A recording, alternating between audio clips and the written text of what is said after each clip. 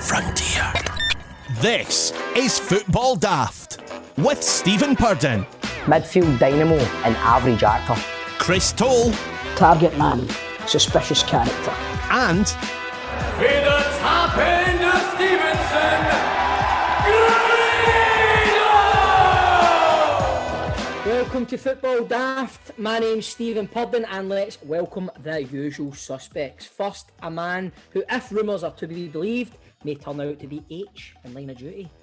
Jesus, Mary, Joseph, and the wee donkey. It's Chris Toll. Mate, how good was that line? Mate, that was beautiful. Beautiful. Okay, we'll get to you in a minute, mate, right? Get to you in 10 minutes, mate, right? Toll, how good was that, man? Stevie, are you not going away this weekend? Are you going to miss it on Sunday I'm night? going to miss it on Sunday night. Oh my God, man. I am going to be doing what football is doing. I'm going to have a social media boycott. I'm not going on any social media on Sunday, so I'm not going to be home until Monday afternoon, and I will watch it with a Chinese on Monday night. Well, you know what? That sounds good. That sounds good. However, don't text me, no, Toll. I won't be texting you. I promise I won't spoil it for you. I promise. Right, but what's been happening this week, lads? This week I get my car valeted. Right now, this is going to sound like a fucking advert, but see the job the guy done. It was absolutely unbelievable. Marty's Valets 2020 on Instagram. Get your arses on it. Say that you're a Football Daft fan and you might even get a fucking discount. What do you think of that? Yeah. How much is Marty paying you for this, mate? I know, mate. I'll just say that my car is very, very clean. That's all. Yeah, all right. I will second what Toll said, because Nicola, because we're going away for the weekend, got a log cabin, she wants the car valeted. I said, I will phone the very man, because Toll passed me his number. I spoke to the guy, very nice guy, and he's coming at 9:30 tomorrow morning. So there we go. Beautiful. But next, let's welcome a man who completed the virtual kilt walk at the weekend alongside the man, the myth, the legend, Arbroath's captain. It's none other than Ricky fucking Little, done it with. Tell us about it, Grado. Oh, it was great to catch up with Ricky, man. He's been banging them in the last couple of weeks. I forgot to say, he scored the last two games. I feel bad that I've not mentioned it on the podcast, but well done, and it was good to catch up with him. As I say, I walked 14 miles for a kilt walk. Fucking absolute torture. Knees just a bit combusted. And of course, these boys that I walk with, they're all athletes and swimmers and fucking horse riders. You're a fucking athlete. I know. But I struggled, mate. Listen, you might not be able to do 90 minutes, but can they get in the ring and do a fucking moonsault? Correct. Can they fuck? Well, I can't do a moonsault either, too, but... Listen, I've seen you trying it. Aye. It was a shambles. What's it called? Moonsault. What's a moonsault? You backflip off the top rope. Oh, I done that every day in the garage, man. You didn't do a backflip. I fucking did. Don't you never your ass? You were on your arse cutting yourself and that shit, man. I was backflipping off it. Grado, I need to tell you something here. Remember a couple of weeks ago you were saying that folk were bamming you up saying you look like Steven Gerrard? Mm-hmm. I can actually see it in you today. See, serious, mate. I'm honestly seeing him. I keep saying this to me. Mate, I'm affronted, but honestly. I'm telling Stevie, look at him now. Look at the top half of his fucking... I'm telling you. He's man poses trying to put on when he's talking on it. Mate, I'm not joking. See, everybody at the radio, they keep going, look, we'll just be talking. I've not forgot about that, because they are ripping the cunt at you and they're just taking advantage of you. They'll be going down there. I've just no time, but me and Bert Tam, we'll be going down there and fucking talking to the cunts, man. Look at me now, I can see me doing it now. Do you not think he looks a bit Steven Gerrard? Toll's trying to say that Grado looks like Steven Gerrard now. I can't get your head. Tell her to look at the screen. What do you think? Tell her to look at the screen. She's looking at the screen. She's there. Does she agree with me? Again. Look, does she fuck? I'm not having that. I think he does. So that was Football Daft. What do I say about my father? Oh, you need to tell this story. Right, all the listeners out there, right, this is my favourite story of 2021 so far. Grado, take the floor is yours. So I get a message from my brother on Sunday, and he sends me a screen grab, right, of a Daily Record article, right, and hold on, I'll get it for you. A Daily Record article, right, and it's a screen grab of basically the headline is It's one trophy from 9 for the Ibrox boss. Devastated Stephen Gerrard admits Rangers trophy record is not good enough. And my brother sends a screen grab and goes, look at one of the comments. Did we not go to her funeral? Right, and I'm like, it's my fucking my ma's account on Facebook, Maureen Stevely, not physical enough. My father's obviously getting into my ma's Facebook and commenting on Facebook on posts. By the way, I hope Either that or my ma's got opinion for Beyond the Grave about the Rangers team not being physical enough. I don't know. I hope he doesn't go into the messenger. Some of the messages me and your mum sent to you.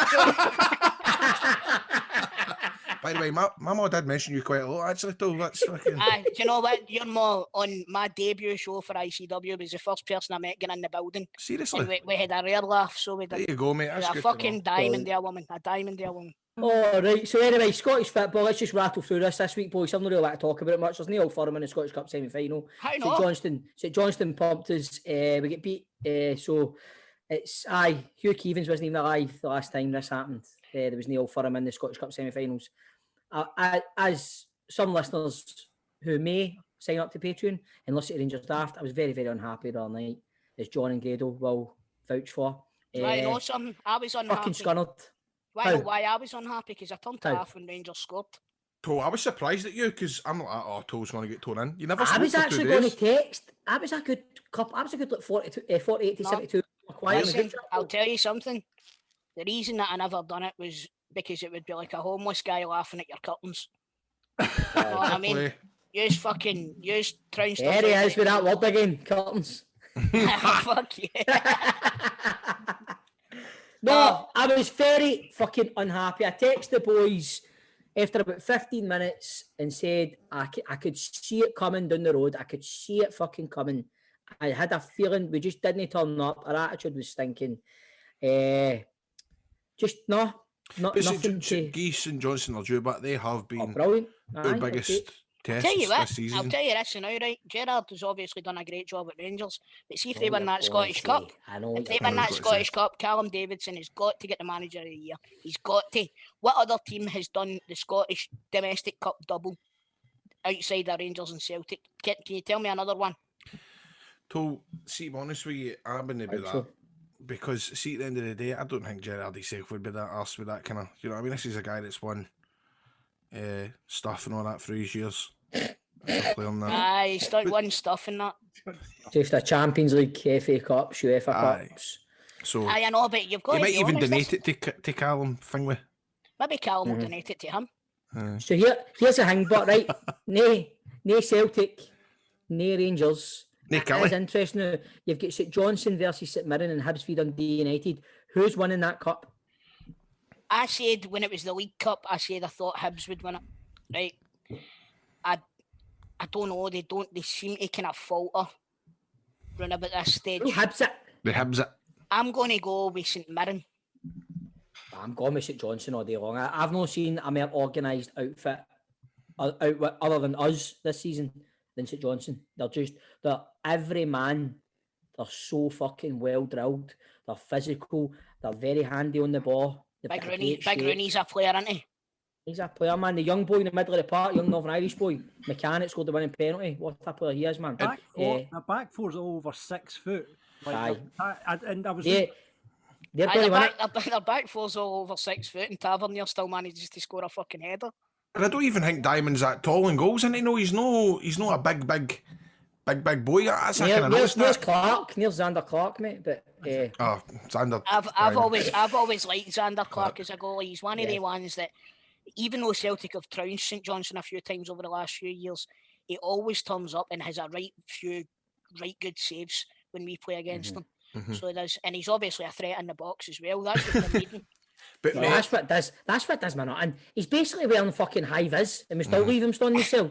But what a story that boy's got to take to his grave, he's a Rangers fan, I know. Come on. Maybe his wife will post on his Facebook after it. Xander Clark, man. Fucking not physical enough. Too physical, Xander. Right. But I'm going with St Johnstone. Who are you going with, Grado? I'm going to say Do you know what? I wouldn't mind if St Johnstone won it. I mean, a lot of your Rangers fans are a wee bit bitter after Sunday night. But do you know what? I don't care really about St Johnstone. John, who's winning it? I think Hibs. I think Hibs. Paul's gone St Mirren, John's gone Hibs, I'm going the Super Jays, and Grado doesn't give a fuck, but I push he's gone the Super Jays as well, man. But on to the Super Jays, that's what Big Andy Gray used to call him. Did he say that? Aye, he's a St Johnstone fan. Reports told saying that Eddie Howe is putting together his background team as he closes in on becoming Celtic manager, but his hopes of bringing Richard Hughes as technical director are hanging in the balance. Toll, is this happening or no? He's going to get a manager in. Do you know what? We've got a good guest on the show later on. I think I might subtly ask him if he's heard anything. You know what I mean? Subtly ask him if he's heard anything. I think we'll leave that wee story for later on in the show, Aye, mate. Okay. Aye, cool, man. But man. Do you want Howe, though? Aye. He wants Howe. Aye. I think the majority of Celtic fans want Howe now, innit? Aye. I think everybody wants Eddie Howe. I think it's went that far that Celtic now need to pull out the stops because all the fans want him, and see if Celtic don't deliver. It's just another fucking nail in the coffin between the board and the fans. And you look at some of the players like Norwich are going for Christopher Ayer, and Spurs are meant to be going for Sorrell. What? Aye, that was on the news the other day as well. I seen that. Yep.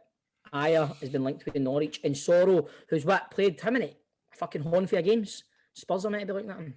Listen, see, at the end of the day, everybody's got a price, right? And if Celtic have got a big rebuild on their hands, see if a Spurs or a Norwich come in with daft money for the two players, they'll be away. Make no mistake about it. But I'm a great believer that the new team, the new first 11, should be built with Sorrell and Turnbull.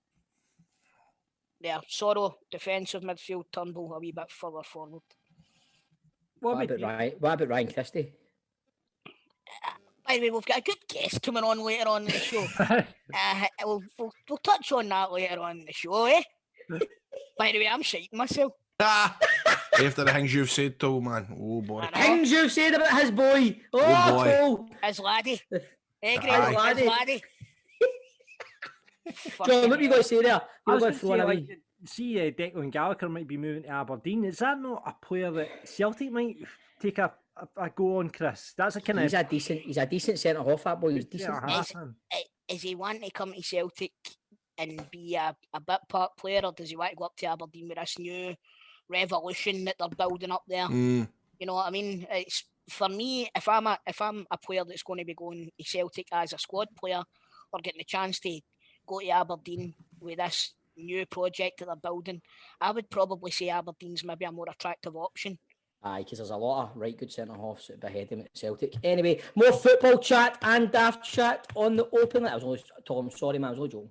Okay. By the way, see that striker that for Middlesbrough that Rangers are after? My brother's, he's Britt Assam-Balanga. That's not a bad effort, mate. Well done. That was good, mate. That was good. I just tried to catch you off the cuff there, and that was good, mate. My brother's in Middlesbrough now working. They're all saying he's shite. I'm just passing it on. Do you know what? The reason I know his name is because he always comes up scoring a goal on Soccer Saturday. And you know what I mean? Like, so does Ricky Little. These days. Are you going for signing him or no? He does, man. He does, Grado, but what I keep us up to date with, mate. You know what I mean? I will.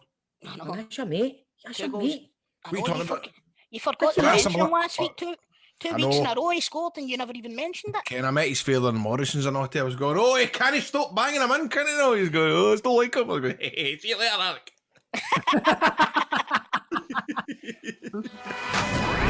Football Daft with G4 Claims. Been involved in a road traffic accident? Call them now on 01698 767 172. Grado thinks he looks like Steven Gerrard. You're not sure because you're saying you're just a claims specialist. Tell us all about the claims. Tell us, what do we do? Tell us about G4 Claims, Nicole. G4 Claims, so we're an accident management company. We specialise in non-fault accidents. So I always say this, guys, if you're involved in any sort of accident, please contact us first. We can point you in the right direction. We can also give you loads of free advice on how to get get the process started and get everything moving for you. And the quickest way of doing that, everything we do is totally free of charge.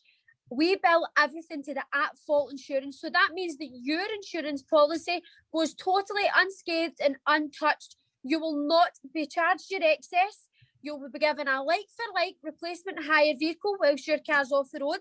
If your car is repairable, it can be repaired at a repairer of your choice, not the insurance choice. If you've got, a body shop that you want to use for your car, we'll use them. If your car is written off, we'll recover the total amount for your pre-accident value and get you back your money so you can clear your finance and get back on your feet.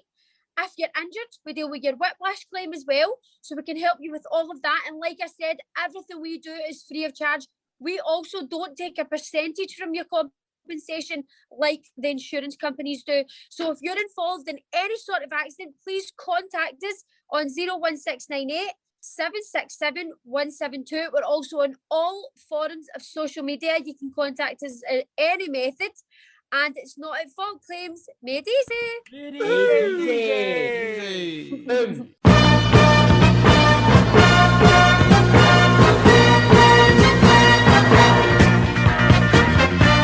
The Football Daft open line. It's the open line where anything goes. Questions you could ask. Who should be in the Scotland squad for the Euros? I'm sure we'll get that over the next couple of weeks. Who's going to win the Scottish Cup now that Rangers aren't in it? Sorry. Oh. And just who is watching that pish on BBC called I Can See Your Voice? I actually thought it was alright, John. What? Are you watching that? I thought it was alright. They try and see who the kid on singing is. Aye. I got a good laugh at that. Oh, what a shite. Don't get me wrong, I don't watch it, the full episode. I get it on Gogglebox. Aye, that's where I seen it. I seen it on There you go. Gogglebox. Fredo, there's a wee thing on BBC as well, just a wee thing called Line of Duty, man. You should maybe check that out if you're watching other things on BBC. I Can See Your Voice now, I mean. And let's go to our first caller, which should be Stuart on the line. And he's got a new book out. How you doing, Just watch that, Stuart? mate. Bob, just watch it. All right, boys. How you doing, Stuart? I'm doing good, yeah. I'm under my missus' name, so apologies. That's all right. That's okay. I thought that was just your weekendism. Well, listen, let's not judge anyone. I know, certainly not. It's been a tough 12 months. Stuart, you're on to tell us about a book that you've put together called Follow We Will. Yeah. Oh, fuck off. Tell us more about it, Stuart. Tell us about it. Tell us about the book. Well, thanks for the opportunity. First of all, greetings from sunny West Sussex. Lovely. About 2 years ago, I did my first book. I took early retirement for the health service in London, and I did this one, 10 matches, 10 players. I've got that. Oh, brilliant. I've got that. Brilliant. Well, I'm saying brilliant. You tell me if it's a load of shite. No, it was great. It was great. Yeah. Everybody, they went the great 10 greatest matches. Loved that. And what I done was, I came up and I went to my mate Stan Gordon's pub out in Blantyre. I interviewed the 10 players. So from the goalie at Leeds to, and I'm 58, so just north of 55. And I went to great games like winning the league up at Aberdeen. Wally Johnston won at Barcelona, was just before my time. But listen, it was a great experience. And during lockdown earlier in the year, I decided that there've been loads of books done by far better people than me. People like Alistair Aird in Ayrshire, and Jeff Holmes has done loads of Jeff's books are good. Man. They've done the really serious stuff, Mark Walters and Marco Negri and all that sort of stuff. So I thought maybe it's a time for fans to tell their stories. Now I'm fortunate enough to have been to about 75, 77 European games away. It was easier getting from London. You just jumped in the ferry or whatever. So we've done this one. Follow We Will. Brilliant. We've got a launch in 3 weeks, and I've done it as a collaboration with Stan. Stan manages the Rangers Legends, which we'll come on to in a couple of minutes if you've got the time. We've done a lot of charity work over the years. We did the first one done this way in Sussex for a guy that died. We raised thousands. Then we both of us were friendly with Ray Wilkins, and Ray Wilkins, we did the first game at Sutton United in South West London. Ray helped us, and then sadly Ray, as you'll know, passed away. We did the Ray Wilkins Memorial game, raised a lot for charity there. Then my brother up in Sunny Shots in Lanarkshire. He was wiped out with cancer. So I did a game up there about 2.5 years ago now. We raised about 20 grand for Macmillan. So we've done a lot of stuff with the Rangers legends, but I thought let's give the fans a chance to tell their story. So we've interviewed 34 fans. Some of them you'll know. There's some well-known guys like Andy Smiley. Yep. Mm-hmm. Robbie Ferguson and Stevie Campbell, who never missed a game. I mean, I'm an amateur compared to them. They're in the 200 league. Then we've got some of the younger guys like Ross McGill at the Union Bears. Ross done a great story about going to Leipzig for the friendly a few years ago. Then we've worked our way around the world. So I'd be sitting here at maybe midnight. We're interviewing guys in Canada, Australia, New Zealand. Guys who were born in Auckland, but still had the same. I know every club's got their part. You know, my best mates are Celtic fans, or Millwall fans, or Chelsea, or whatever. But concentrating Rangers for a minute. The passion that was oozing out of these guys, telling their story about. There's a guy from Canada who jumps on a plane in Vancouver and comes over for Peterhead away, the first game when we were doing the leagues. He doesn't have a ticket. And without getting too much away, because I want people to buy the book, he turns up at the Grapes Bar on the Friday night. He's still not got a ticket. And chatting out time, he's offered a ticket with a guy that runs the bar. I don't know who, and he's on the bus up to Peterhead.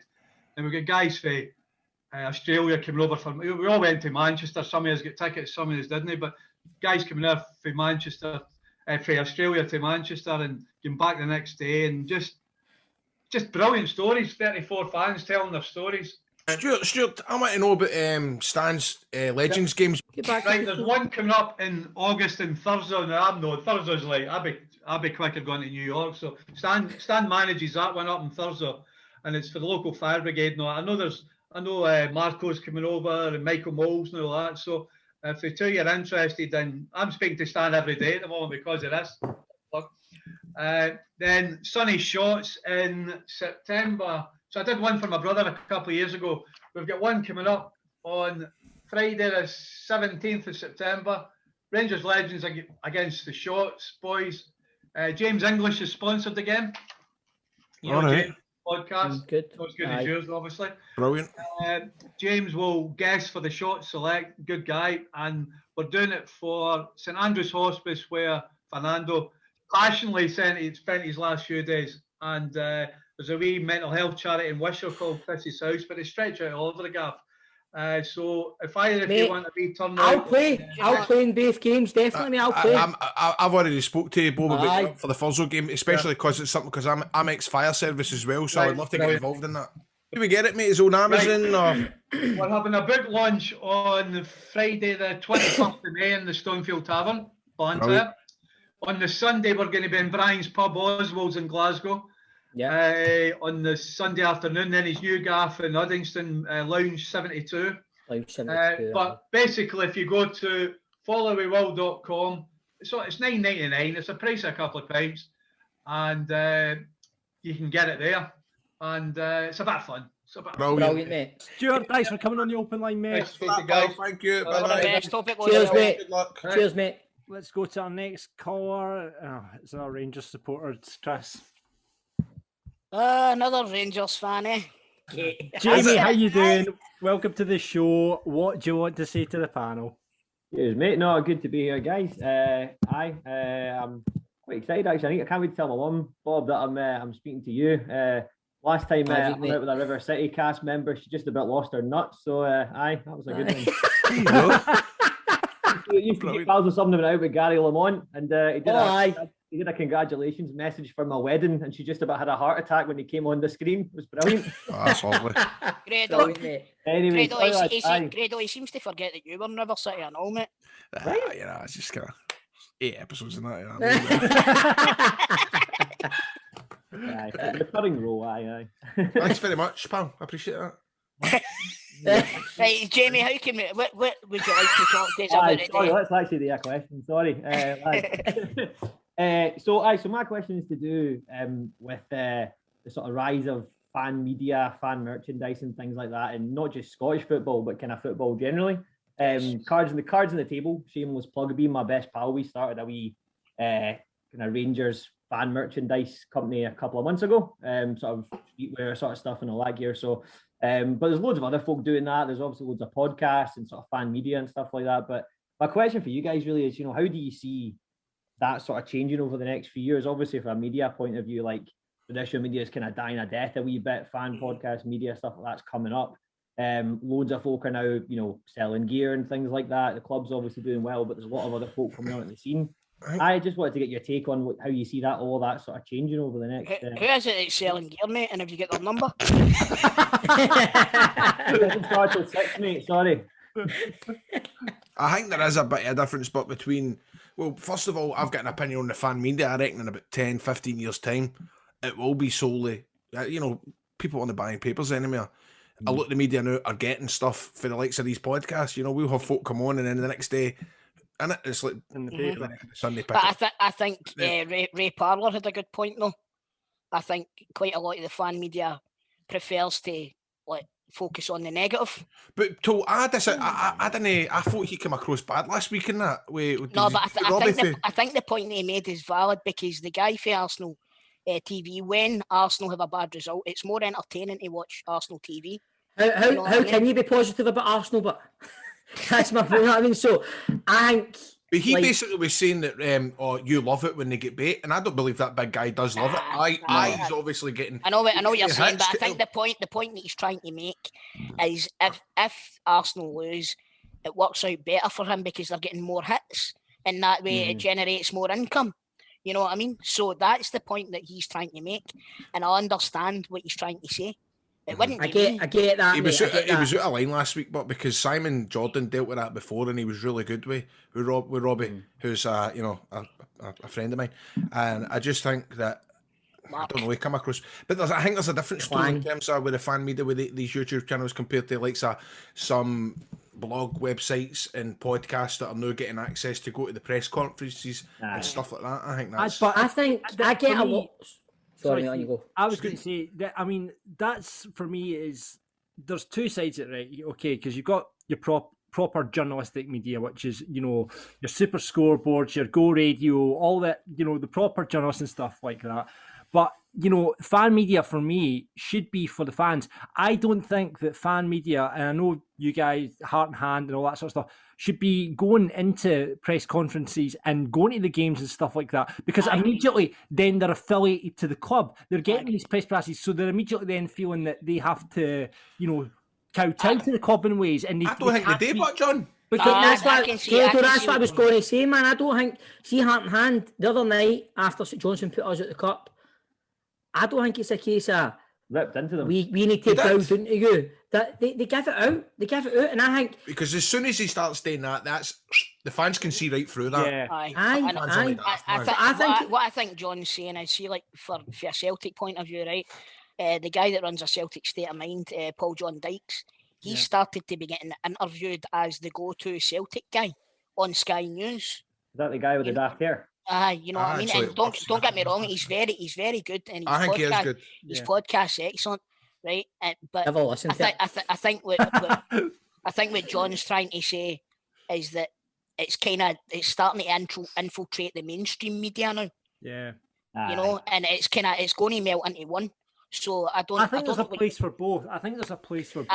But it should be separate. But because at the same time as well, this is maybe a stupid comment, but there's people are saying, like, is this maybe daft? But a lot of these videos have a lot of swearing and all that, and a lot of the stuff that is getting said willy-nilly without it actually being like, oh, we can't really say that. Do you know what I mean? And there's a problem there where when you're trying to legitimise it, you can't legitimise it if somebody's on swearing and cussing and effing and blind for somebody to go out a job. Then that's kind of. Are you fucking kidding? I mean, it's entertainment. It's entertainment, isn't it? Fuck off, Pedro.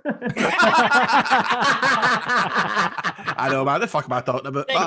Jamie, what's the name of your company anyway? What's the name of your? Yeah, we plug, mate. Yeah, we plug. Here, lads, Blue Sea Apparel. It's called Blue Sea. Fucking Del Boy. That's what he's called. Blue Sea Apparel. Instagram, you'll get us on. We've got a website, obviously, where we're punting gear. Not that kind of gear. That's I'll give you my number after on for that. Mate, you strike me as the guy that owns Spotify. He's trying to buy Arsenal now. See, about 20 years time, you're going to own Rangers. Going places, mate. Going places, big man. Did you sell pirate CDs at school?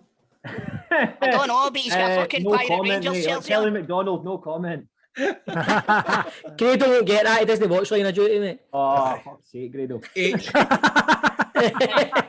we're sucking diesel. Brilliant. Jamie, listen, good luck with the business. We'll give it a retweet on football. Cheers, lads. Appreciate it. Definitely, mate. Definitely. Thanks for coming on. Really interesting Cheers, chat. Jamie boy. Thank you. And that's it for this That was week's good. Open Line.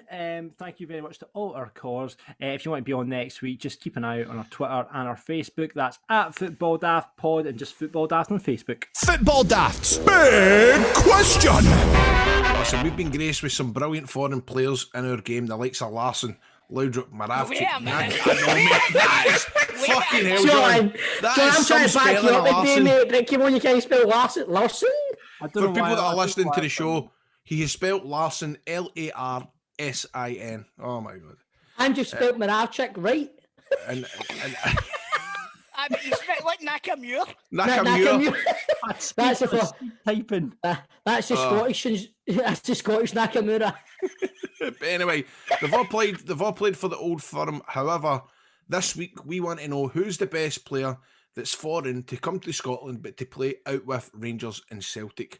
That is a meaty question, Now, isn't it? that is a very meaty question because I saw when Football Daft tweeted this and I'm going, oh, there was about the most amount of replies we've ever had to a post By the way, on social media, and it was good. The Edinburgh punters weren't they enjoying each other? No, Well, it's been a battle. Hearts and Hibs fans were getting right in about each other with this one. I don't like to say it, right, but I agree with the Hibs fans. I think Frank Sosey, no a lot of folk fucking can lace that guy's boots. He was a class act. Guy won a European Cup. Know what I mean? Exactly. But you've, I think he's but class. I also had to notice that people were going, I mean, I know he did play for Rangers, but, and then saying like Theo Snelders, and you're like, that doesn't count.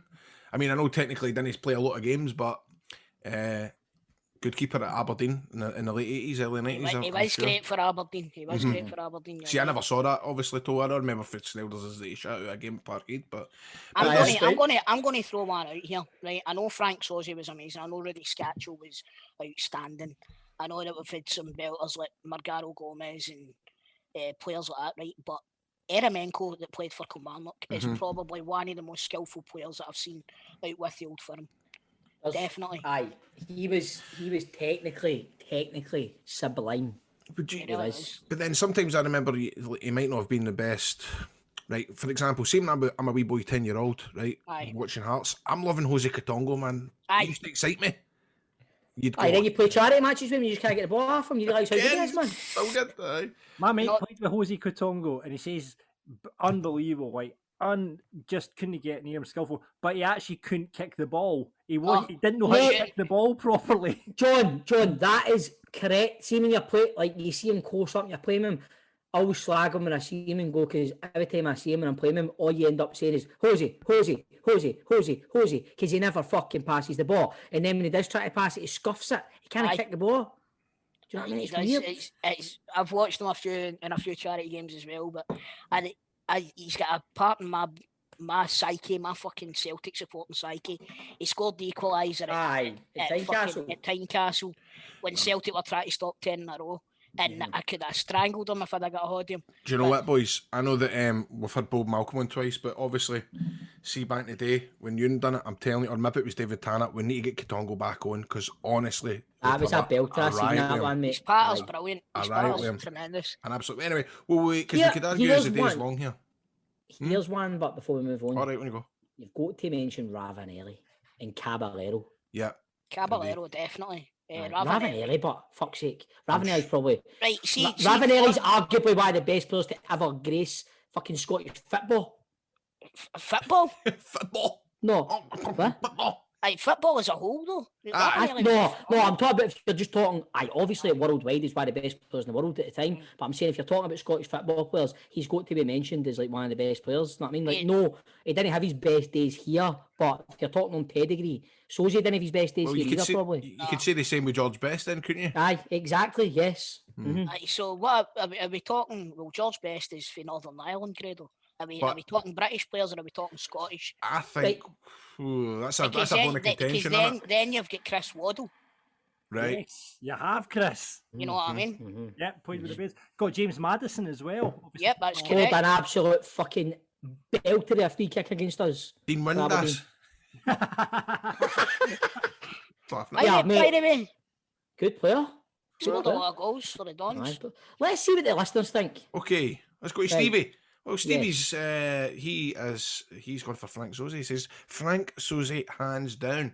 I mean, come on, he won the Champions League and he captained France. Your boy Oven says St Mirren Ishmael Gonsalves scoring in his. Do you know what? I don't know if it's Oven. I can't trust John's typing, but it says your boy Oven here. That's Right? his Twitter name. His name's probably Gary Muir or something.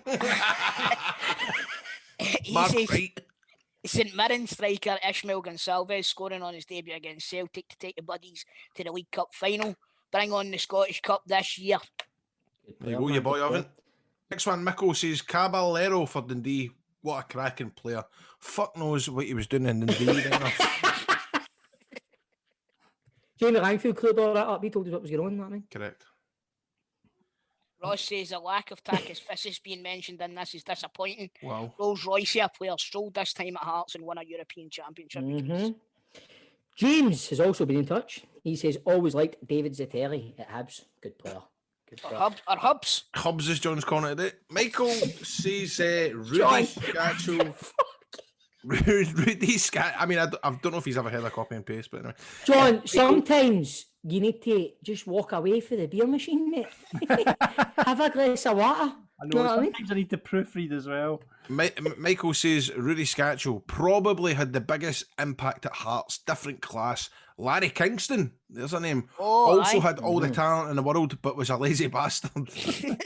See, that's the problem here, though. Like, are we talking just the best players? Or are we talking the biggest impact these players had? But we're halfway through what the callers are saying. So fucking shut up, Stephen. Go on and go to. So Sean has mentioned one that had completely gone out my mind, actually. Hitcham Zero Ali. He has to be up there, although he didn't spend long up here and there was some talent. I remember he was the first player I ever seen with the number 0 on his back. Well, who else was after that, maybe? Oh, that's a good point. But he That's was a good still point. a first. Still a It should first, be the- but wasn't he? Well, he sadly passed, if I'm Actually, led to believe. He did, He aye. did. He did. Which is that Alex, was a horrible Alexander story. says, no argument. It is Big Frank Soze of Hibernian FC. Here's one that maybe did he play with your mob, John? Casper Well, Dave Schmeichel. Max says Casper Schmeichel. Yeah, he played Falkirk. yeah. That's right. Well, Tim and Tim Krul at one point, I think. That's right, man. Tim Krul. I remember him playing at Ibrox. Yeah. Wow. Mr. Z says Sozy. Too easy. Gavin says, finished by Kilmarnock, who Toll mentioned earlier, Eremenko. There Great you player. go. John has decided to go for Julian Speroni for Dundee, and he said when he was growing up, he always thought he was a top class goalkeeper, pulling all the top saves. Graham has a one-word answer for us. Ravanelli. Good answer. Stephen says, Hans Gilhouse was unreal. Any other What answer? a fucking You're not player. old enough. Great player, man. What a player, man. I don't remember him, boys. Grado, he made his debut, right? He comes onto the pitch within 15 minutes. He's put an overhead kick right into the top corner. Who did On he his play for? debut, Aberdeen. He scored a hat trick that day. What a player he What was. years, Tol? Man. It was around about 88, 89. Right. 80s, late 80s, man. Wow. Eddie says Sozy at the Hobos. I'm imagining Hibs again. That's not Right. actually. That is actually a typo. I think A typo. Eddie's a Celtic supporter. So Right, okay. All right. And, yeah. And I don't get what it means at the end. And Ravanelli it's at the field. Ravanelli- fieldemail.com Dundee, because they obviously had all that email strum. Oh, failed email. All right, fucking hell. Glasgow Lockdown. Jose Kitongo is my favourite non-old firm player. Yep. Given some of the names, he isn't the best, but find it very hard to dislike Jose. Exactly what we Can were I disagree talking with about. that? Yes. And Jordan, the last caller, says, modern times, it's got to be the boy Eremenko at Kelly. But here's one, boys, that we forgot about. He also says, Big Mixu, Patrick was decent to say. That's Big Mixu. Big Football Daft with G4 Claims. Find them on Twitter, Facebook and Instagram at G4 Claims Limited. How you? Aye, you. If you get hairy buzz, if you got a bush, well, you definitely do. If you haven't tried the best products for your sponsor of the day, it's Manscaped. And after using these life-changing products, you're going to want to join a Boss Act beauty contest, because I'm looking out for you. I'm looking out for you because I've also going to give you an exclusive 20% off discount. All you need to do is use the code DAFT at manscaped.com. Hairy boys, big major issue in Scotland, and we don't know how to deal with it. Well, this is how you deal with it. I've dealt with it in the past. You use Manscaped. Because listen, Manscaped is dedicated to helping you level up your full body grooming game with the Perfect Package 3.0 kit. We've all got our 3.0 kit, Troops, haven't we? We do. Yep. It is smooth and it is comfortable and it gets your balls very, very baldy. The Perfect Package 3.0 kit comes with the essential lawnmower. Wow, that's waterproof, by the way. And it's cordless as well. And it's a body trimmer as well. Bob uses that now and again in his back. And there's a ton of other liquid formulations to round out your grooming routine. This is the best trimmer. And it's here to help you trim up your hedges. This trimmer, it features cutting-edge ceramic blade to reduce grooming accidents thanks to advanced skin-safe technology pioneered by Manscaped. So, look, you're not going to cut your balls, right? It's going to be fine. When you trim your hedges, the tree stands taller. That's what we're going for here today. And inside the Perfect Package, you'll also find the Manscaped Crop Preserver.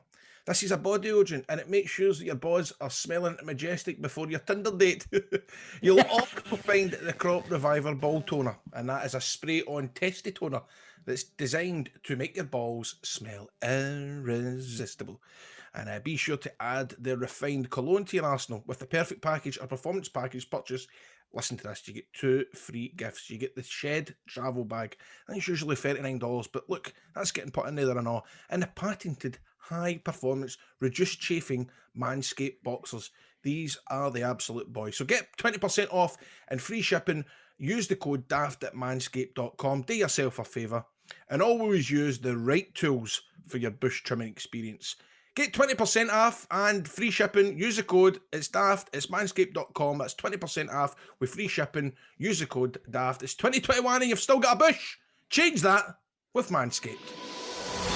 Football Daft with G4 Claims. Been involved in a road traffic accident? Get them now at notitfaultclaims.com. It's the player profile playoff with piesports.com. They're bringing the taste of Scottish football right to your homes every week during lockdown. You can get on their websites, piesports.com. Check out the range of pies. We've got great packages. Mr. Christopher Toll's favourite, the Glasgow Oyster packages. 4 rolls, 4 pies, stick the pie in a row, nothing better than that. You can also call them 0141 739 9999, 0141 739 9999. They'll deliver free of charge right across Scotland to different postcodes, so check their website for details. We try and give away the pies to a listener every single week, and on to play a good Falkirk supporter. It's Ryan. How you doing, pal? Good, thanks. Yourself? Shaking it. Well, Falkirk are playing Partick Thistle tonight. He's getting pumped tonight. I want to know, Ryan, are you shaking it for the game tonight? How you feeling? Do you know what? I'm not even going to watch. Do you know what? I can't watch it. I can't watch it. I'm just going to. The wrestling zone. It's your big. Honestly, Chris, I can't watch it. It's your biggest game of the season. Aye, but I can't. I'm going to switch my phone off. No, I'm I going think you should live stream it. I can't handle it, honestly. What about you and your pals getting a wee Zoom call, having a bevy? None of us can handle it. I tell you what, John, you better mute the group chat then, because I'm going to keep you updated, boy. Same. Right. Are you watching the game, Ryan? Well, I work round the corner, Fates. I'm just going to stand up at the canal and try and get a watch it live. Oh, wicked lad. Brilliant, mate. Listen, can you see over the gazebo for the canal? It's at Partick Thistle, Chris, you wife. Ah, damn it. Right. Me and Gabe have got keys for that. He's wanting to go to the game. I know. God, I wonder if we would have been able to do that, Bob, now. Just turn up, man. We probably Imagine it's just turning up like a kebab or something, just staring at that big window watching the football. Right, Alright, Jerry. Ryan, you know how the game works. We're basically, I'm going to read that player description from a certain season. You buzz in when you know the answer. But if you do buzz in and get it wrong, you don't get to buzz in again. First to 2 wins. And you know what? Just for being a wee wido, you're going to be playing Chris Toll today, all right? So we're going back to 2005-2006 season, all right? That's a season that Celtic won. That was Gordon Strachan. Was that his first season, Chris? Yep. Yeah. I remember Media Bratislava. Aye, 5-0 was it or 5-1? Oh, that was a hard one. Aye, Chris Boyd for the Rangers boys ended up top goal scorer, but he scored like 15 goals for Kilmarnock and then 17 for Rangers and that. That's right, man. A wee mixture of both. December is it? Yeah. So let's get cracking at the quiz. What's your buzzer going to be, Ryan? COYB. Well, that's too long. Just say Come on, you birds! CYOB, right? Okay, Chris. You put me in it, John. I've not had time to think. You could be COYB, I know. Devonville. Right, okay then. Right, okay, boys. First player coming out. This striker joined Rangers on loan from Charlton at the start of this season after falling out of favour. After his break. Devonville. Chris. Franny Jeffers. Yes, 1-0. Come on, Ryan.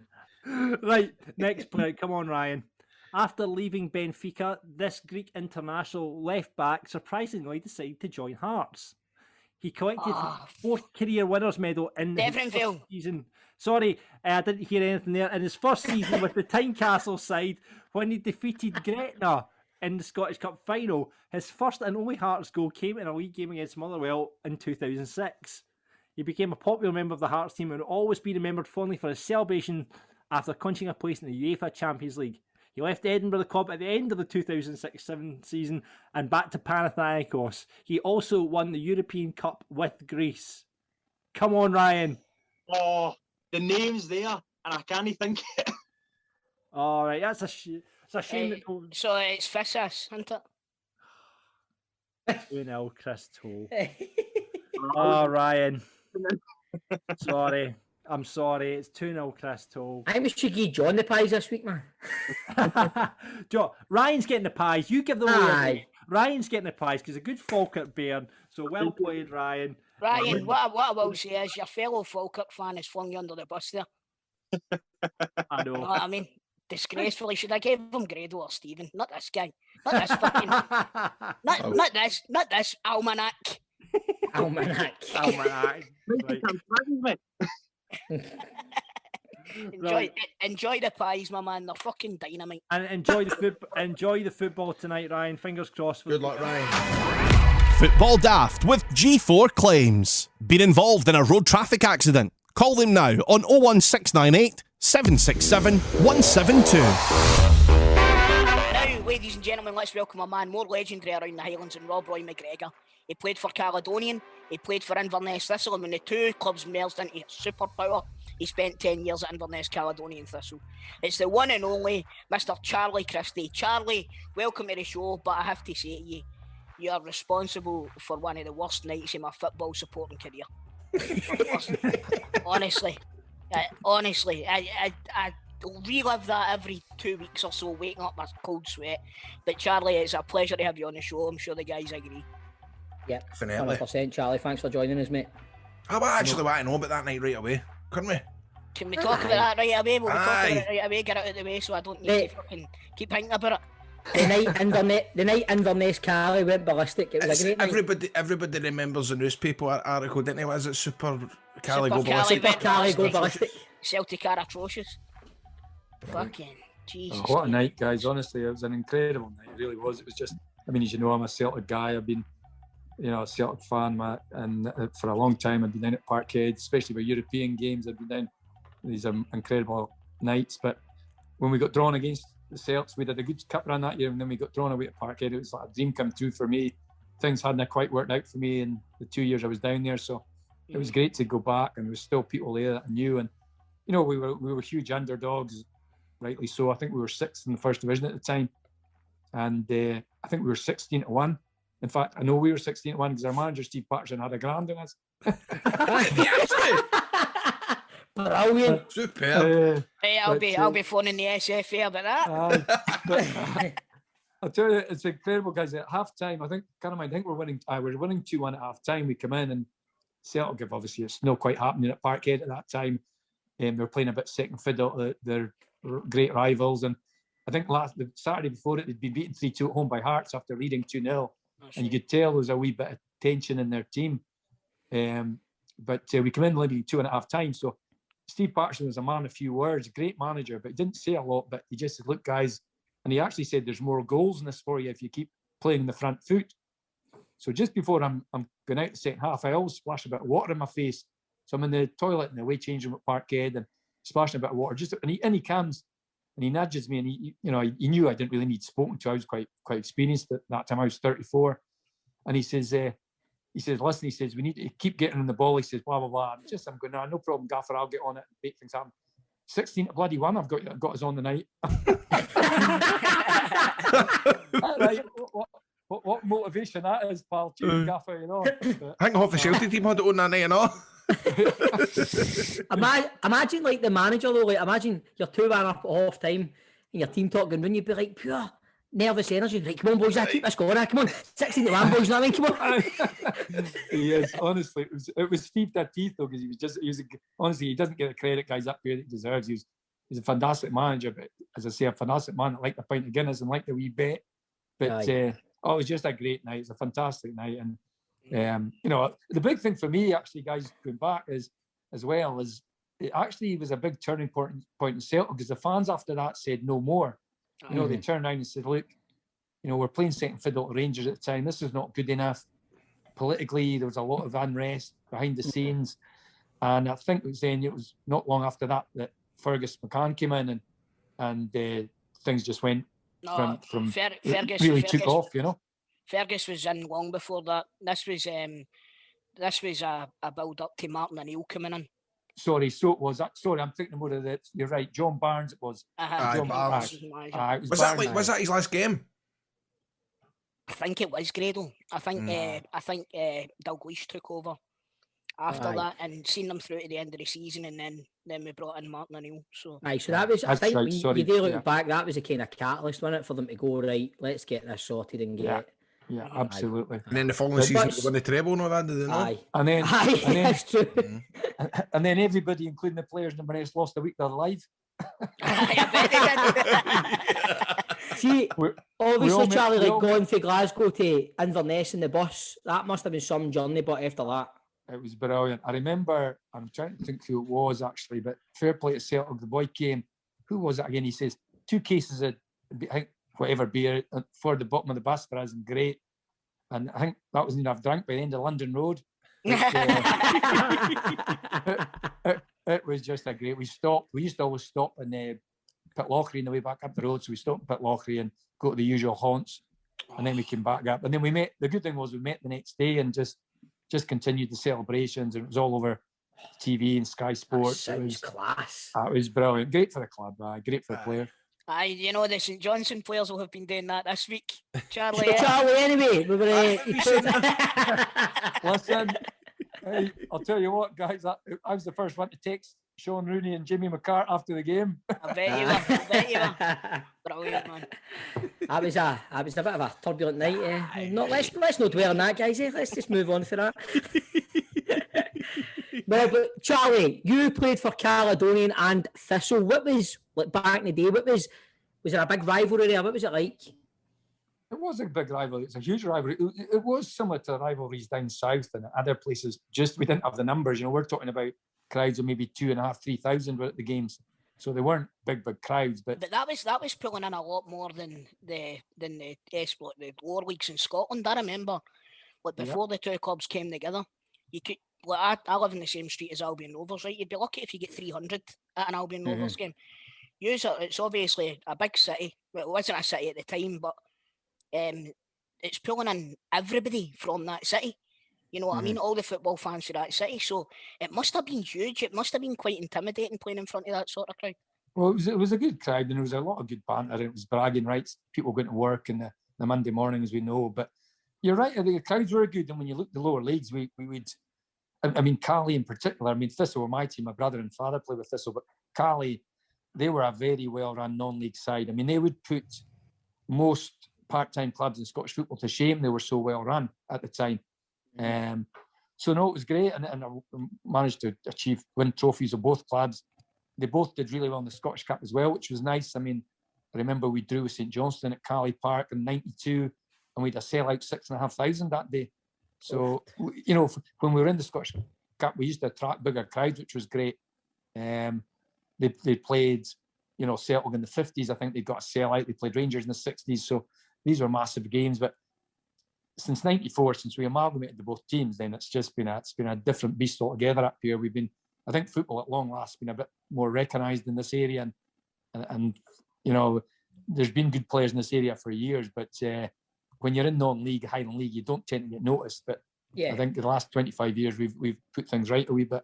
Charlie, you played under Billy McNeil at Celtic. What was that like? Great 2 years. He's a legend. I remember my father talking about picking up the European Cup in '67, and he was a colossus, and you could tell why he got the nickname Caesar.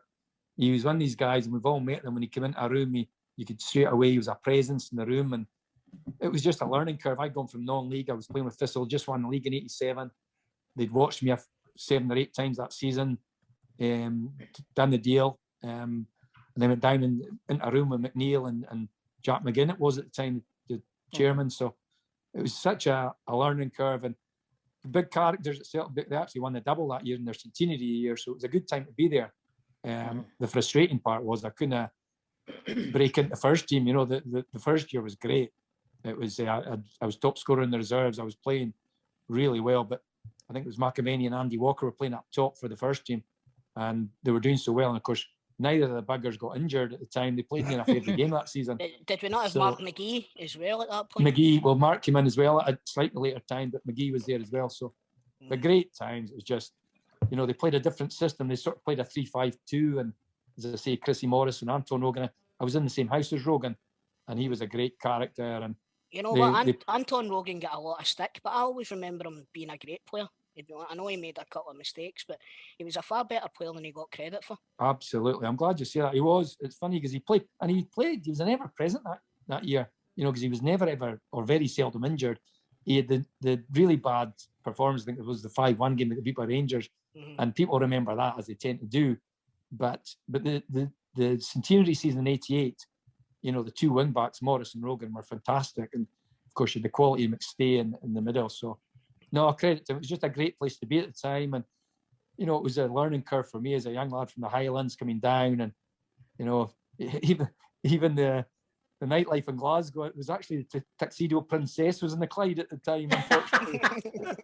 That's a while ago. Jeez, I remember it was a while ago, honestly, and I remember a few times being at the bar and that place buying a bloody can of Schlitz for McAvenny. I was going to say that, mate. Coming for the Highlands down to Glasgow, playing for Celtic, and then coming to nights out in Glasgow with Frank McAvenny, that must have been an eye-opener. A bit of a culture shock for you. It was so surreal, but it was brilliant. And football, even going from, we trained part-time 2 or 3 nights a week, and you're in every day, and you've got your kit laid out, and it was just, such one of the biggest clubs in the world. It was, and in fact, I was a Celtic supporter. I remember when I left, like all the boys at my last night of training with Thistle, they were actually saying it's a real Roy the Rover story sort of thing. They couldn't believe it. It was just because I'd been away in a few trials. I'd been in about half a dozen trials, the length and breadth of the UK in the previous couple of years.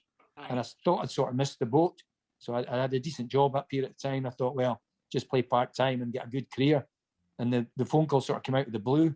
And it was just, but it was a great 2 years. I just regret probably I didn't make the most of my opportunity, to be honest, I'm desperate to know, you go back up to Inverness, but you play as a player and a commercial manager.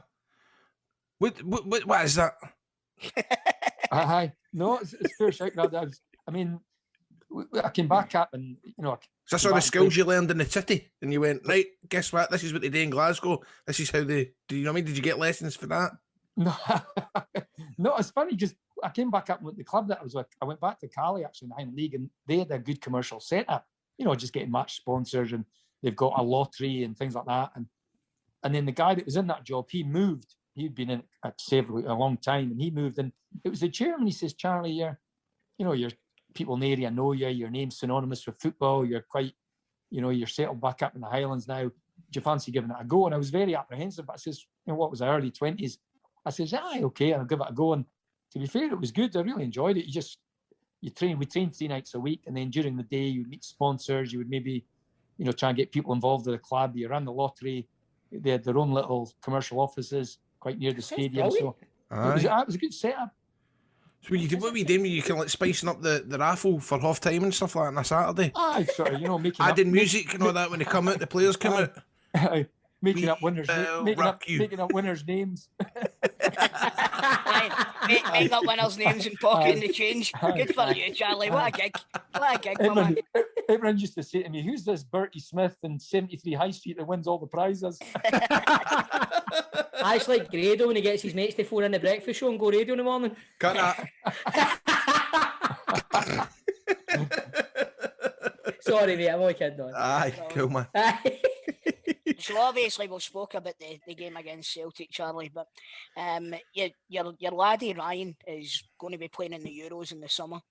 Now, when we qualified, his interview after the game, Alex Ferguson actually says that Ryan had him in tears watching it. Mm-hmm. How did you react to that? Because I know I was watching it and I was filling up, and even Grado and Stephen, I'm sure they were. We were. It was emotional, you know what I mean? Even it was an emotional night, that altogether. Like, it was. I've never experienced like times like that watching Scotland, and that was Ryan Christie's interview after it was kind of like just the icing on the cake to such an emotional night. I've no spoken him since. He's bloody embarrassed the family. No.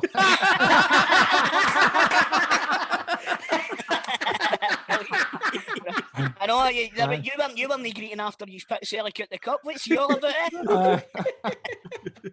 No, but as you say, guys, it was an incredible night. I mean, we had my daughter was around with her boyfriend. He's football fanatic, and we just sat in with a few beers, had a few glasses of wine, and I thought we did well. I thought, as rightly said after the game, we all said we got a surprise.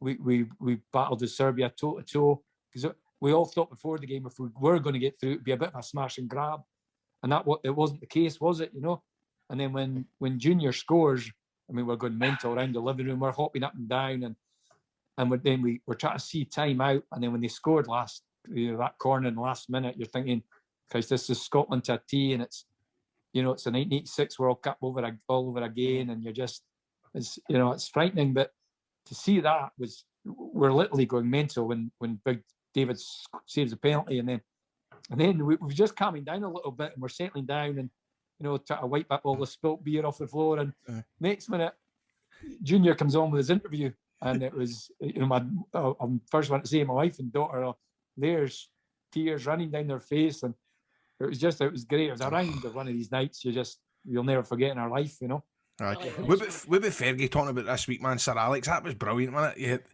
this week saying that even it brought him to tears as well, man. That must have been cool hearing that. It was brilliant, God, honestly. It was just great. And you see that, he's the most legendary Scotsman in the modern game. And, for him to say it, and you can see it was from the heart too, because Fergie's the sort of guy you can imagine would have been having a right few red wines after the game as well, so. Brilliant. That's brilliant. Definitely. But how do you think we'll do? How do you think we'll do in the tournament in the summer? I think we'll do all right, to be honest. I mean, if we play like we played out in Serbia, we'll do okay. We're going to need to ride our luck a bit, to be honest. These guys are, as we know, are technically so good, But listen, I think they've definitely got something going. Even the young fella says it from when he first came into the squad 3 years ago under Alec McLeish, and he can see the squad developing, and he gets on great. He's friendly with Robertson and McGinn and Armstrong, and they've got a real good sort of camaraderie going. And as we know, I think you need that, Mm-hmm. So Gay's a wee exclusive here. Is it away in the summer? I hope he's away to the Euros, if that's what you mean. He's done you there, Phil. That's a good answer. Completely got to be careful here, but as I say, there's not a thing. I've been a wee bit, I must admit, guys, and I'm glad I'm speaking to you, because, and I'll say it, I've been a wee bit disappointed that some of the things I've read over the past 6 months about he's wanting to get out the door, and he's absolute baloney. Absolute nonsense. Really? He's had 5 of the best years, well, 2 of the years he was at Aberdeen, but he said 3 of the best years of his life at Celtic, and he's loved every minute of it. Like every Celtic fan or player or staff member alike, the last 9 months have not gone as we'd all hoped. But, I've heard some absolute baloney written and said about Ryan, about the club in the last few months, and people should take check of that. But no, now he loves it. He absolutely, he's as devastated as anyone that they haven't quite gone that, achieved that final aim this year. So Charlie, you're obviously like a Celtic man, Chuck. You support Celtic. What do you, when you look at the team now, who do you want to come in as a manager? It's funny, guys, because personally, I like the idea of Eddie Howe. 6 months before Ryan signed for Celtic, Bournemouth came in for him, and Cally Thistle knocked back what they offered. And I was sitting in the house one night, this is a two-story. I was really disappointed that the club had knocked it back. To be honest, I thought it wasn't right of the club, but I was an employee of the club and I didn't have a lot to say in it. But I was sitting in the house one night and I got a phone call on my mobile. It was Eddie Howe. Couldn't believe it. Don't know where he got my nuts. Don't know this day where he got my number. And he detailed what he saw as a pathway for Ryan at Bournemouth. Mm-hmm. And he was playing the under-23s for a season. He knew they needed to develop physically. They would do that. They would work with him that way. And it was a pleasure to speak. I spoke to him for a quarter of an hour and it was a pleasure to speak to him. So, you know, and then 6 months later, it worked out well because Ryan got his chance to go to Celtic, which was great. But I thought, what a gentleman. And I thought he did a great job at Bournemouth. So he, I think, is a good fit. You know, hopefully it'll happen. The way he had Bournemouth playing at the time is very akin to the way Celtic like to play.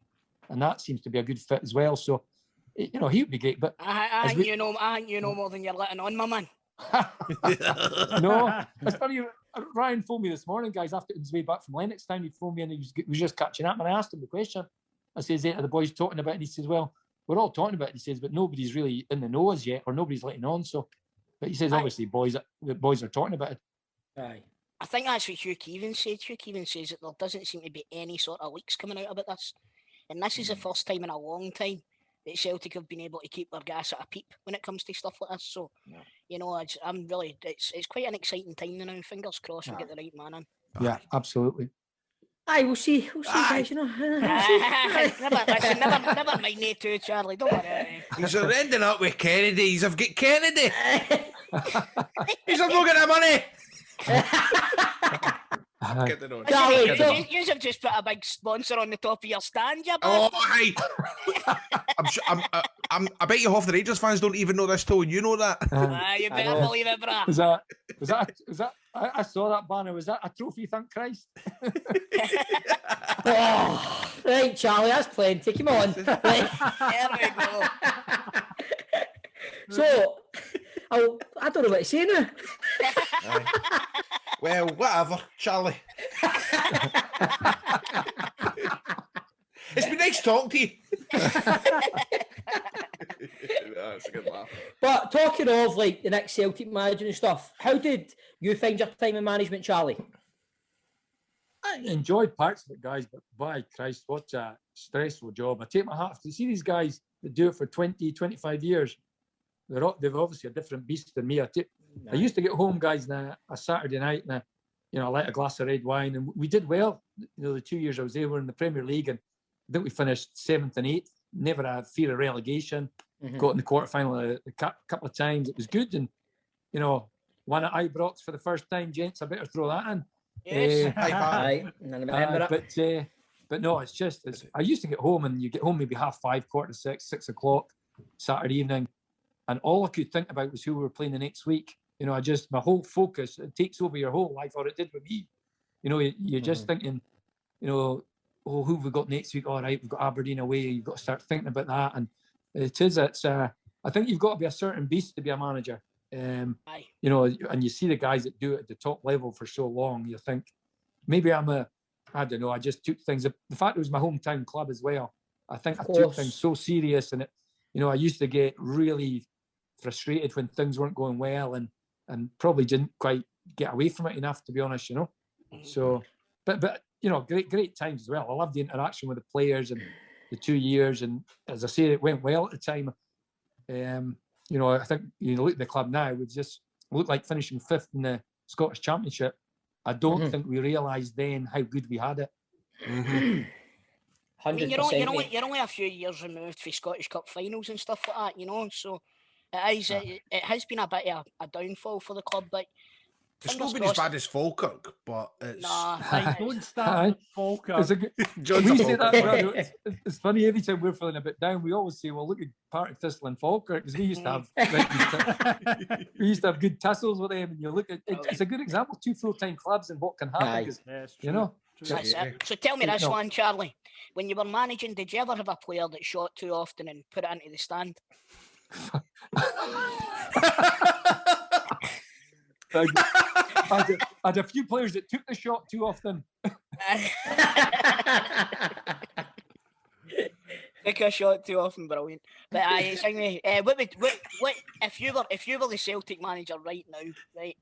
What would your advice be to Ryan? Because a lot of people are getting on his back about his shooting.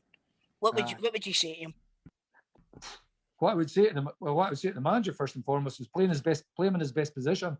Right, fair enough. For a boy that played number 10 last year and scored 22 goals, I wouldn't have been so tempted to move him so often. Mm-hmm. That's undoubtedly, and that seems to be some so-called experts forget that too. It's one of the things I think, looking from as a Celtic fan, that's, you know, I'm qualified coaching-wise to the hilt, and I think the change of system for Celtic over the past 18 months has been really strange, you know. And at times I think they've looked really uncomfortable structure-wise, and I would include Ryan at times in that. You know, they've gone to 3-5-2. I mean, you look at the team when Brendan Rodgers was manager. You look at the formation; it was basically a 4-2-3-1 or a 4-1-4-1, and they basically romped home with everything. So I think, but my advice for Ryan would be just, you know, he's obviously not as confident as he was 12 months ago. But listen, he got them back a couple of weeks ago. Did he know? I know what Ryan, you know, what it means for Ryan at Celtic, and I also, from it being in the know what it means to some others at the club that earn substantially more. And Ryan cares an awful lot more about the goings on than an awful lot more. He's disappointed he's not been able to contribute more, but people also forget, and it gets something back a wee bit. October, November, Lenny was still the manager. And Ryan was absolutely flying. People forget the goal against Aberdeen in the Scottish Cup semi when Aberdeen had started the game better. He was nominated for goal of the season. Yeah. Both of their goals have been nominated for goal of the season. But no, he's got to just get. You can tell he's frustrated, and at times actually I feel it's funny. It's the total opposite of some of the nonsense that's been said. Because I say to him before the game, I say, don't be trying too hard. You can see he's getting a bit frustrated, and he's trying things that he wouldn't have 12 months ago. And I mean, I've seen that in loads of other players, you know. I think you're right in what you're saying about a lot of the players not bothering their arse, to be honest with you, and it's screaming out for the club, to be honest with you. It's screaming out for the team, and I think big changes need to come in the summer. I think we'd all agree, Grado, that, or all lads in the call, we'd all agree that the recruitment at Celtic has been, you know, it's been often said over the past 6 months, but the recruitment, and that's the hardest part of football, the recruitment at Celtic over the past 18 months has been simply horrendous. It's just not been good enough. You know, I think you're talking 22, 23 million pound, you know, and that's got a huge knock-on effect at football club, you know. Definitely. I mean, you look at losing Fraser Forster, and then you're bringing in Barkas. He's not hitting the ground running. You're bringing in Hazard, and then Scott Bain, and then you've got Shane Duffy coming in. Julian's injured. You've got Laxalt coming in. But Bob, see if this is Rangers, Bob, right? And you've got a situation with somebody like Ryan Christie. You're wanting somebody like Ryan Christie, a young Scottish boy, to be there who knows what it's like to play for the team. For the new manager coming in, you're wanting him signed, sealed, delivered for the next couple of seasons. If, like you're saying, like Charlie's mentioned, Eddie Howe is a fan of Ryan Christie. Aye. You know what I mean? So if you're going to build a team around two players, it looks as though, with what Charlie's saying, it could be maybe Ryan and David Turnbull or something like that, you know. And I can see they two being the midfield of Celtic. If after what Charlie's told me, obviously, I'll hold my hands up. I thought Ryan was wanting away. I thought he was one of the ones that were wanting away, you know. But if he's committed to the club and they play him in the right position and he can get his shooting boots back on, then there's no reason why he can't go on and become the player that we know that he was the last couple of seasons. So, you know, it's get him to Charlie. You know, as I said all along, Ryan's taking it, guys, has been, and I'll touch on this very briefly, but his taking it's been that he wanted to keep his options open, and he's been totally honest with the club, you know, from day one, that he said he wants to keep his options open, get to the end of this season, and see what evolves then, and nothing's changed from that. And I think, to be honest, I think that's as fair as you know.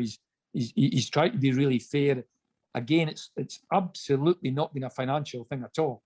as some so-called pundits think it does. So, yeah, but I agree with you say. I think that, you know, I like David Turnbull. He's a good football player. I remember when David got his injury, I actually made it my business to get David's mobile number, and I give him a wee text just to say there's better times round the corner when he was doing his rehab, and it's great to see him hitting the ground running now. And the big thing for me again at Celtic, I think people don't realise Forrest has been a big miss because they've played very narrow. I think you even saw that in the recent Old Firm games. They've really struggled for a bit of natural width in the team throughout the season. Yeah. You know, again, that goes back to maybe recruitment for Celtic to go into an Old Firm match without one winger, one wide player in the right team. To me, is absolute poppycock. You know. I was as a Rangers fan, I was quite happy about that because the week before we struggled against when we played Hibs. Martin Boyle caused Barisic all sorts of problems. So I heard Forrest had a good impact in the Livingston game. He was back. They played well. The thing is, though, we were playing him on the left when he came back. We were playing him on the left, so it would have been. I'm sure if Celtic had watched Rangers the week before, they'd have seen Barisic. I don't think Celtic watch anybody that they play against these days, to be honest with you. But Charlie, you are currently youth development officer at Inverness Carry. How's that? Is that working out all right? It's all right. It's okay. It's been a good season this year. I mean, with the COVID, football's been a bloody nightmare for everybody. But for us, it's actually, we've had 3 of the academy boys playing regular. Boy Cammy Harper left back, Roddy McGregor in the middle midfield, and Daniel Mackay, who's actually finishing the season as probably one of the top guns in the championship. So credit, it's been good year for the academy. It's difficult up here because we don't have, population-wise, we're never going to produce dozens and dozens of top players. It just won't happen. See when you get a good one, they're always right good, but you know, when Cali Thistle get a good player, they always end up going on to a lot bigger things. So. Well, we've had Shinnie who's stepped on and done well for himself. People forget it was us that had Stuart Armstrong. It was us that found Stuarty. We got him from a junior club at a boys club in Aberdeen. We took him through, and then he relocated. So he left the club because he was relocating. But you're right. Barry Robson as well. Barry, we won't get them in big numbers, but we can produce good players. And the 3 boys I've mentioned, have a real chance to kick on. And what about Inverness itself as a wee town? Because that's is it not the fastest growing town in Europe? It's not a town, Grado, it's a city, my man. Is it not the fastest growing city? I beg your pardon, I'm talking poppycock. Is it? Because there's no. Because the last time I was up there was brand new hotels, new strip joint in town.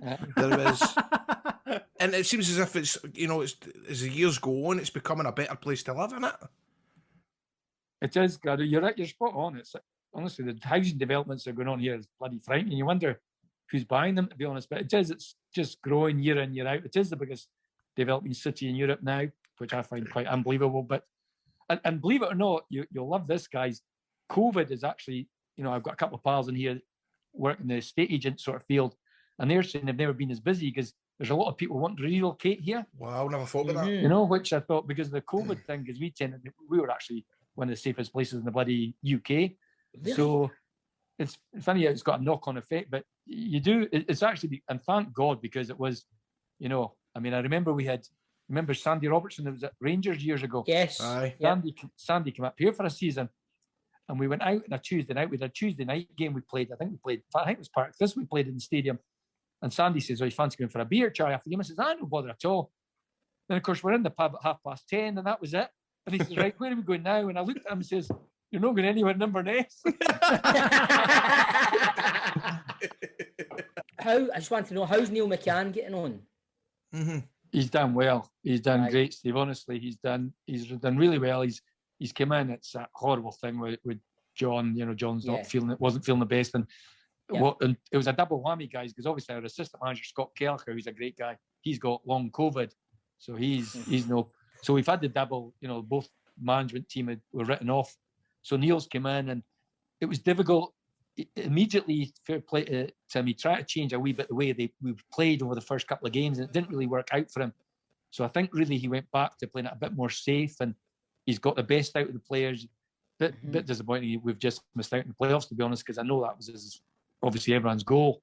But no, he's been a good impression. He's been thorough. He's changed one or two things. I've had good chats with myself. I knew I actually played against him years ago, but I didn't know him very well. But it's been good to catch up with him, and his ideas in the game are good. He's what I like too. He's he's got a bit of fire in his belly too, as he showed last Saturday, I believe, at Tynecastle. So no, he's had a good impression at the club. Good. Do you see maybe, obviously, situation pending on whatever happens with John and stuff? Could you see maybe a long-term thing there for Neil McCann if there was a chance of that? I don't know. It's quite topical, Steve. It's been talking about, we're talking about Celtic Monday, what's happening there. We're very much in limbo at the moment here.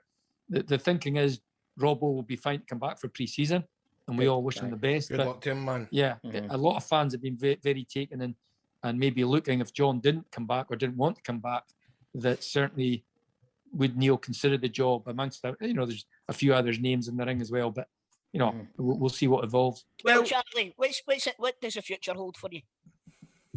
For me, well, I don't know. I mean, I'm desperate for Inverness to be back in the top league, because it's not the same. See, being out of the Premier League in Scottish football, it's just, you are forgotten about a lot. We need to get back playing, get the visits to Celtic Park and Ibrox. It's just, for a club our size, it was phenomenal. And for the fans, we don't have a big fan base, but it was great for them. So, we need to get back up there. I quite like my job. I'm the head of the academy up here.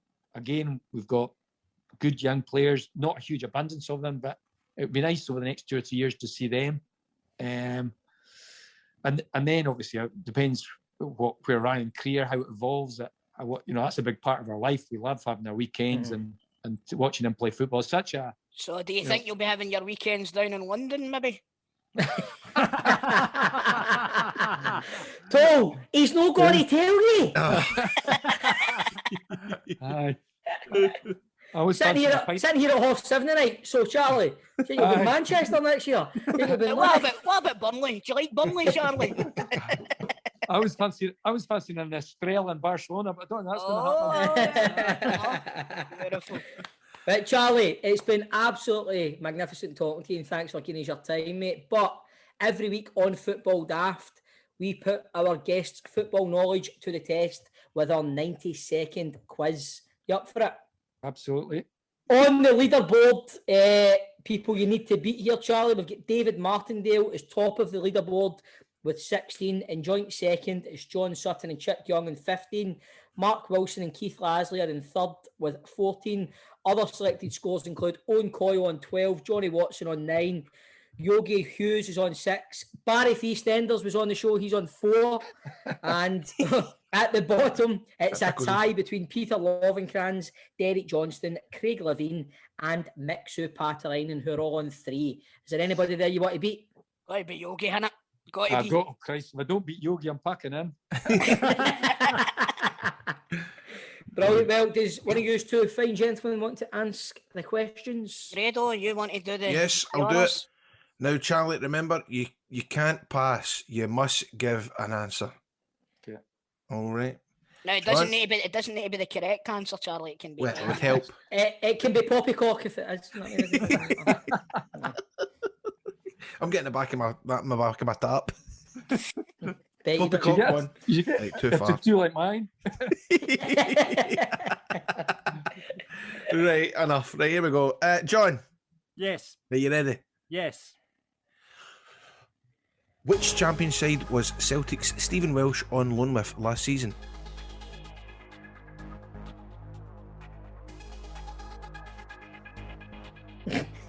Charlie. United. Which side were top of the Scottish Premiership for the first 2 weeks of the season?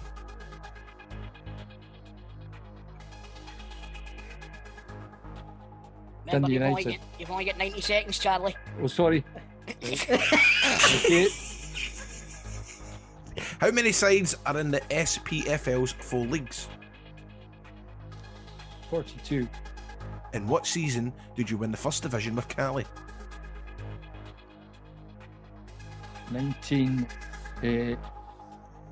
2000. Who was Scotland national men's team manager immediately before Steve Clarke? Alton Cleash. Who's the current longest serving Scottish Premiership manager?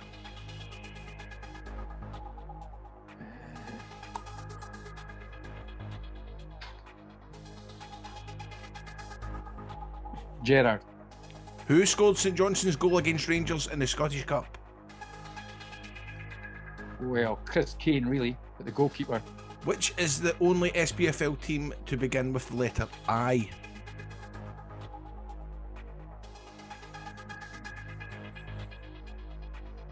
East Fife. Jesus, that's terrible. Who was Aberdeen? Time. Inverness, Caledonia Thistle, is it? You know, I think it was a premiership. I thought when I explained it, I thought, did Charlie think I said it's a 90-minute quiz? That was funny as fuck. Oh, that's amazing. Right, let's go to the wrong answer. Back to the drawing board. Right, Charlie, here's the answers for you. Celtic Stephen Welsh was on loan to Morton last season. It was Hibs that were top for the first 2 weeks and not Dundee United. You won the first division with Cali 2003-2004. Is that right? I don't think that's what the question was, but okay, I'll give you that. Oh, what's that? What was that? Was that the right question, John? Have I asked What did you think the question was? What year did we get in the championship? Oh, that's me. I've said that wrong. Then you've. I think we need to give Charlie a point for that because I'm giving Charlie a point. Cheers, Steve. Come on, he's struggling here. Right, okay. And of course, which is the only SPFL team to begin with the letter I? Inverness, Cali. For the love of God. That's the best. That's going on the end of year tape. You nearly got Ipswich Town. But Charlie, you've done it all right. You're not bottom, but you beat Barry from EastEnders at least. You got 5. Oh, just one behind Yogi, Charlie. One behind Yogi. Oh, Big Yogi's got the bragging rights. Oh, Christ. Brilliant. Hey, Charlie, that was brilliant. It's been brilliant, mate. Yeah, thanks for joining us, bud. No bother, lads. Take care. Football Daft with G4 Claims. Find them on Twitter, Facebook and Instagram at G4 Claims Limited. The most eagerly anticipated Old Firm in years. Everybody's buzzing for it, aren't they? So, I'm going to be away this weekend, boys. So, oh, mate, you're missing the fucking football line of duty. No, I'm not missing the football, mate. I'll watch the football. But there's that appetite. I mean, we record this on Wednesday. It might get better for the old Friday. But the new man, I can't be bothered. You know, Sam, I've really enjoyed this show today, and I think I've enjoyed this show more than what I'm going to enjoy Sunday. I just can't be bothered. Can't be bothered. You're definitely going to enjoy this show more than you enjoy Sunday, mate. Hey, you see this? Have you seen this since 2019, too? I know. I feel as if I'm inclined to just say it now. Oh, mate, surely you've got to win one. At the start of the season, I said you wouldn't beat us every game. We managed to draw one. Right? I honestly can't see Celtic winning. I can't. Huh?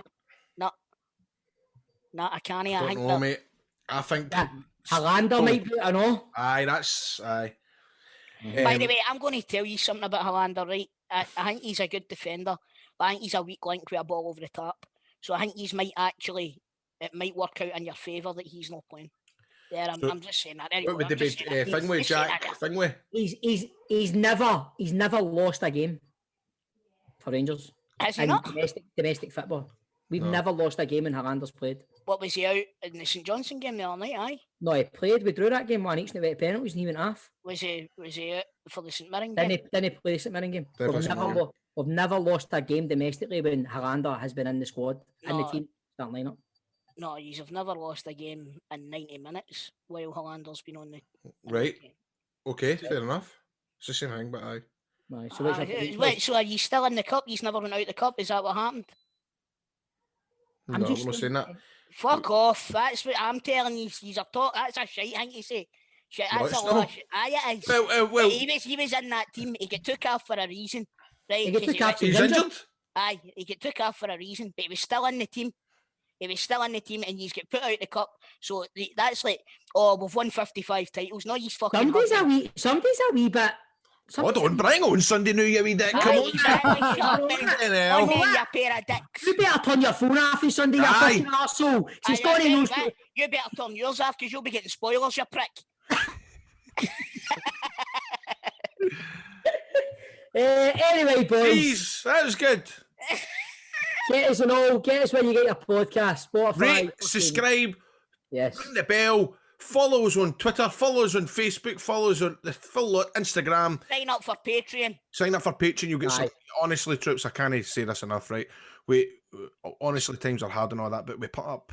Do we still do the outtakes, John? Yes, and there's some of the best parts of the show are actually the outtakes, by the way. Please, if you do, please sign up to Patreon for the outtakes to see a moment, which is when we think that Charlie Christie has hung up the Zoom call and we realise that he hasn't, and Grado runs away. You need to see this because I laughed for about 20 minutes.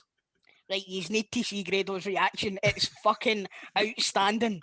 It's outstanding. And Charlie Christie did a great teammates as well, so that'll be up there as well. Patreon.com. Because if you're listening, troops, and you're thinking about the Patreon, every week we get before the interview we do a teammates thing, and there's a hell of a lot of bonus content that people will end up going away. Sometimes they could last an hour before we actually do the interview, and it dates all the way back. So if you want to hear the outtakes for Andy Gray, if you want to take the outtakes for Barry Feastenders, they're all up there. So get up patreon.com/football daft. Audio Frontier.